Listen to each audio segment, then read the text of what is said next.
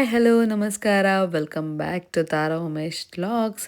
ಏನಪ್ಪ ಎಲ್ಲರೂ ಎಲ್ಲಿಗೋ ಹೊರಟಿದ್ದಾರೆ ಅಂತ ಅಂದ್ಕೊಂಡಿದ್ದೀರಾ? ಹೌದು, ಇವತ್ತು ಸ್ವಲ್ಪ ಹೊರಗಡೆ ಹೋಗೋದಿದೆ, ಸ್ವಲ್ಪ ಶಾಪಿಂಗ್ ಮಾಡೋದಿದೆ, ಸ್ವಲ್ಪ ಥಿಂಗ್ಸನ್ನು ತರೋದಿದೆ.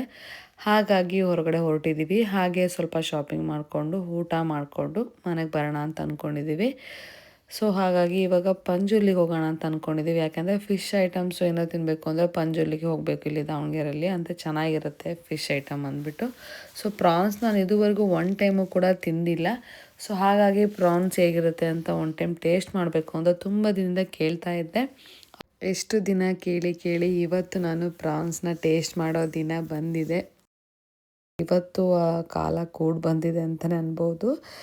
ಅವ್ರು ಆ್ಯಕ್ಚುಲಿ ಮನೆಗೆ ತಂದು ಕೊಡ್ತೀನಿ ಫಿಶ್ ಮಾರ್ಕೆಟಿಂದ, ಮನೆಯಲ್ಲೇ ಮಾಡ್ಕೊಂಡು ತಿಂತೀಯ ನೋಡು ಅಂತ ಅಂತಿದ್ರು.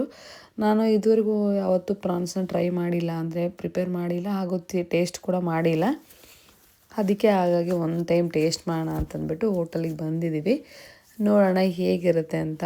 ಆ್ಯಕ್ಚುಲಿ ಅವ್ರು ತಿಂದಿದ್ದಾರೆ, ಯಾಕೆಂದರೆ ತುಂಬ ಸರಿ ಟ್ರೈನಿಂಗ್ ಎಲ್ಲ ಮಂಗಳೂರೆಲ್ಲ ಹೋದಾಗ ಪ್ರಾನ್ಸ್ನ ತುಂಬ ಸರಿ ತಿಂದಿದ್ದಾರೆ ಅವ್ರು ಹೇಳ್ತಾಯಿದ್ರು. ಹಾಗಾಗಿ ನಾನು ಒಂದು ಟೈಮ್ ಟೇಸ್ಟ್ ಮಾಡಬೇಕು ಅಂತ ಬಂದಿದ್ದೀನಿ ಇವತ್ತು. ನಾನು ಕೂಡ ಟೇಸ್ಟ್ ಮಾಡಿದೆ, ಚೆನ್ನಾಗಿತ್ತು. ಬಟ್ ನಾನು ಫಸ್ಟ್ ಟೈಮ್ ತಿಂತಿದ್ದೀನಿ, ಬಟ್ ಆದರೂ ಚೆನ್ನಾಗಿತ್ತು. ನೆಕ್ಸ್ಟ್ ಟೈಮ್ ನಾನು ಮನೇಲೇ ಮಾಡ್ಕೊಂಡು ತಿಂತೀನಿ ಅಂತ ಅಂದು ಬಂದೆ. ತುಂಬಾ ಕಾಸ್ಟ್ಲಿ ಕೂಡ ಇತ್ತು. ಫಿಶ್ ಕೂಡ ತುಂಬ ಚಿಕ್ಕದಾಗಿತ್ತು, ಬಟ್ ತುಂಬಾ ಕಾಸ್ಟ್ಲಿಯಲ್ಲಿ ಚೆನ್ನಾಗಿತ್ತು. ಆಮೇಲೆ ನನ್ನ ಮಕ್ಕಳಿಬ್ಬರು ಐಸ್ ಕ್ರೀಮ್ ಅಂತ ಆಟ ಮಾಡಿದರು. ನನ್ನ ಮಕ್ಕಳಿಗಂತೂ ಐಸ್ ಕ್ರೀಮ್ ಅಂದರೆ ಪಂಚ ಪ್ರಾಣ ಅಂತಲೇ ಹೇಳ್ಬೋದು. ದೊಡ್ಡವನಿಗಂತೂ ಐಸ್ ಕ್ರೀಮ್ ಅಂದರೆ ಏನಪ್ಪ ಅಲ್ಲೆಲ್ಲ ಜುಮ್ ಅನ್ನತ್ತೆ. ನನಗೆ ಮಾತ್ರ ಐಸ್ ಕ್ರೀಮ್ ಅಷ್ಟು ಇಷ್ಟ ಆಗಲ್ಲ, ಬಟ್ ನನ್ನ ಮಕ್ಕಳಿಗೆ ಮಾತ್ರ ಐಸ್ ಕ್ರೀಮ್ ಅಂದರೆ ತುಂಬಾ ಇಷ್ಟ. ಪಂಚುರ್ಲಿಯಲ್ಲಿ ಇಷ್ಟೇ ಆರ್ಡ್ರ್ ಮಾಡಿದ್ದು ನಾವು. ಆ್ಯಕ್ಚುಲಿ ನನ್ನ ಮಕ್ಕಳಿಬ್ಬರು ಐಸ್ ಕ್ರೀಮ್ ಖಾಲಿ ಮಾಡಲಿ ಅಂತ ವೆಯ್ಟ್ ಮಾಡ್ತಾಯಿದ್ವಿ. ನಮ್ಮ ಮನೆಯವರಿಗಂತೂ ನಾಯ್ಡು ಹೋಟೆಲ್ ಬಿರಿಯಾನಿ ಅಂದರೆ ತುಂಬಾ ಇಷ್ಟ. ಪಂಚುರ್ಲಿಯಲ್ಲಿ ಬಿರಿಯಾನಿ ಇಷ್ಟಪಡಲ್ಲ ಅವರು ಯಾವಾಗಾದರೂ ಬಿರಿಯಾನಿ ಏನಾದರೂ ತಿನ್ನಬೇಕು ಅಂದರೆ ನಾಯ್ಡು ಹೋಟೆಲ್ಗೆ ಹೋಗ್ತಾರೆ. ಅಲ್ಲಿ ತುಂಬಾ ರಶ್ ಇರುತ್ತೆ. ಬಟ್ ನಿಮಗೆ ತೋರಿಸ್ತೀನಿ ನಾನು. ಮಸ್ಟ್ ಆ್ಯಂಡ್ ವಿಸಿಟ್ ನೀವು ದಾವಣಗೆರೆಗೆ ಬಂದರೆ ನಾಯ್ಡು ಹೋಟೆಲ್ ಬಿರಿಯಾನಿ ತಿನ್ನಿ ಅಂತಲೇ ಹೇಳ್ತೀನಿ. ನೋಡೋಣ ಬನ್ನಿ, ನಿಮಗೆ ತೋರಿಸ್ಕೊಡ್ತೀನಿ.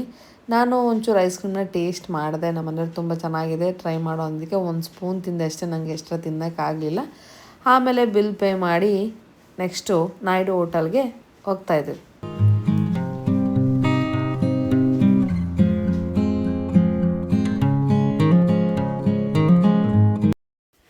ಇದೇ ನೋಡಿ ನಾಯ್ಡು ಹೋಟೆಲ್. ತುಂಬಾ ಸ್ಪೆಷಲಾಗಿ ಬಿರಿಯಾನಿ ಮತ್ತು ಮಟನ್ ಎಲ್ಲ ತುಂಬಾ ಚೆನ್ನಾಗಿರುತ್ತೆ. ಸೊ ನಾಯ್ಡು ಹೋಟೆಲ್ ಹೇಗಿದೆ ಅಂತ ತೋರಿಸ್ಕೊಡ್ತೀನಿ ಬನ್ನಿ. ಸಿಕ್ಕಾಪಟ್ಟೆ ರಶ್ ಇರುತ್ತೆ. ಆ್ಯಕ್ಚುಲಿ ಫ್ಯಾಮಿಲಿ ತುಂಬ ಜನ ಬರ್ತಾರೆ ಇಲ್ಲಿಗೆ. ನಾವು ಕೂಡ ವೆಯ್ಟ್ ಮಾಡಿದ್ವಿ. ಒಂದು ಸೀಟ್ ಖಾಲಿ ಆಯಿತು. ಒಂದು ಸೀಟ್ ಖಾಲಿ ಆಗ್ತಂಗೆ ಇನ್ನೊಬ್ರು ಬಂದು ಫಿಲ್ ಆಗ್ತಿರ್ತಾರೆ. ಅಲ್ಲಿ ಅಷ್ಟು ರಶ್ ಇರುತ್ತೆ. ನಾನು ಚಿಕ್ಕ ಮಕ್ಳು ಕರ್ಕೊಂಡು ಎಲ್ಲಿಗೆ ಹೋಗೋದೇ ಅಲ್ಲ ಅಂತ ಅಂದ್ಬಿಡ್ತೀನಿ. ನನಗಂತೂ ಸಿಕ್ಕಾಪಟ್ಟೆ ಬೇಜಾರಾಗ್ಬಿಡುತ್ತೆ ಒಂದೊಂದು ಟೈಮು. ಊಟ ಮಾಡೋದಕ್ಕೂ ಕಷ್ಟ, ಹೊರಗಡೆ ಅಡ್ಡಾಡೋದಕ್ಕೂ ಕಷ್ಟ. ತುಂಬಾ ಕಾಟ ಕೊಡ್ತಾರೆ ಮಕ್ಕಳು. ಸ್ವಲ್ಪ ದೊಡ್ಡವರಾಗೋ ತನಕ ಸ್ವಲ್ಪ ಕಷ್ಟನೇ. ಮಟನ್ ಸುಕ್ಕ ಮತ್ತು ಚಪಾತಿ ಮತ್ತು ಬಿರಿಯಾನಿ ಆರ್ಡ್ರ್ ಮಾಡಿದ್ವಿ ನಾವು. ನೋಡೋಣ ಹೇಗಿರುತ್ತೆ ಟೇಸ್ಟ್ ಅಂತ ನಿಮಗೂ ಹೇಳ್ತೀನಿ. ಮಟನ್ ಅಂತೂ ತುಂಬಾ ಚೆನ್ನಾಗಿರುತ್ತೆ. ಆಮೇಲೆ ಚಪಾತಿ ಜೊತೆ ತಿಂದ್ವಿ. ಆಮೇಲೆ ಬಿರಿಯಾನಿ ಆರ್ಡ್ರ್ ಮಾಡ್ಕೊಂಡಿದ್ವಲ್ಲ, ಬಿರಿಯಾನಿ ಟೇಸ್ಟ್ ಮಾಡಿದ್ವಿ. ಬಿರಿಯಾನಿ ಅಂತೂ ಇಬ್ಬರಿಗೂ ಸಿಕ್ಕಾಪಟ್ಟೆ ಜಾಸ್ತಿ ಅನಿಸ್ಬಿಡ್ತು. ಇನ್ನೊಂದು ತಿಂದರೂ ಜಾಸ್ತಿ ವಾಪಸ್ ಬರುತ್ತೆ ಅನ್ನಂಗೆ ಆಗ್ಬಿಡ್ತು. ಅಷ್ಟು ಹೊಟ್ಟೆ ತುಂಬ ತಿಂದ್ಬಿಟ್ವಿ ಬಿರಿಯಾನಿ. ಹಾಗೆ ನನ್ನ ಮಗನಿಗೆ ಸ್ವಲ್ಪ ಸ್ಲಿಪ್ಪರ್ ಕೊಡಿಸೋದಿತ್ತು. ಒಂದು ಸ್ಲಿಪ್ಪರ್ ಹಾಳಾಗಿತ್ತು, ಕೊಡ್ಸೋಣ ಅಂತ ಕರ್ಕೊಂಡು ಬಂದ್ವಿ. ಅವನಿಗೆ ಕೊಡ್ಸೋಕ್ಕೂ ಮುಂಚೆ ಚಿಕ್ಕವನೇ ಆಟ ಮಾಡ್ಕೊಂಡು ಅವನೇ ಫಸ್ಟ್ ಸ್ಲಿಪ್ಪರ್ ತೊಗೊಂಡ್ಬಿಟ್ಟ.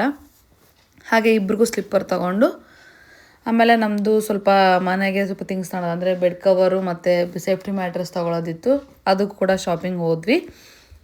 ಅದನ್ನು ಕೂಡ ತಗೊಂಡು ಆಮೇಲೆ ನಮ್ಮ ಮಗ ಚಿಕ್ಕವನಂತೂ ಸೋಫಾ ಬಿಟ್ಟು ಬರ್ತಾನೆ ಇರಲಿಲ್ಲ. ನಾವು ಕರ್ಕೊಂಡು ಬಂದಾಗೆಲ್ಲ ಮತ್ತೆ ಹೋಗಿ ವಾಪಸ್ ಕೂರ್ತಾ ಇದ್ದೆ ಸೋಫಾ ಮೇಲೆ. ಇದನ್ನೆಲ್ಲ ತಗೊಂಡು ರಿಟರ್ನ್ ನಾವು ಮನೆಗೆ ಬಂದ್ವಿ. ನಿಮಗೂ ಕೂಡ ಈ ಲಾಗ್ ಇಷ್ಟ ಆಗಿದ್ದರೆ ಲೈಕ್ ಮಾಡಿ, ಕಮೆಂಟ್ ಮಾಡಿ ಹಾಗೂ ಶೇರ್ ಮಾಡಿ. Thank you.